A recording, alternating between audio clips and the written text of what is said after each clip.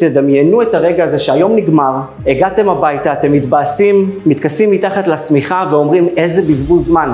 איך לא ניצלתי את היום הזה?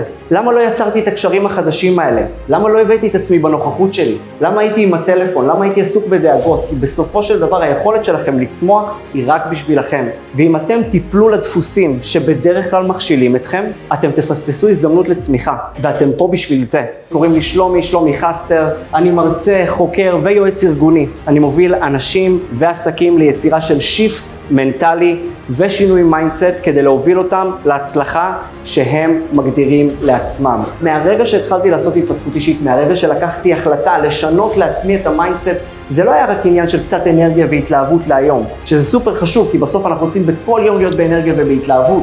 זה היה עניין של לשנות את כל המסלול חיים שלי ושל המשפחה שלי. וזאת הסיבה שאני גם נמצא בתחום שבו אני נמצא. כי המטרה שלי היא לעורר גם באנשים אחרים השראה, לדעת שמה שהיה אפשרי עבורי, לגמרי אפשרי עבורם. ואם אני התחלתי מנקודה שהיא קשה בחיים, כל אחד יכול לקחת את החיים שלו 7 צעדים קדימה, 10 צעדים קדימה, כי אין ספק שהמיינדסט הוא הדבר שמוביל את זה. הדבר היפה עם מיינדסט זה שברגע שאנחנו משקיעים בו ומפתחים אותו, הוא משנה לנו את כל החיים.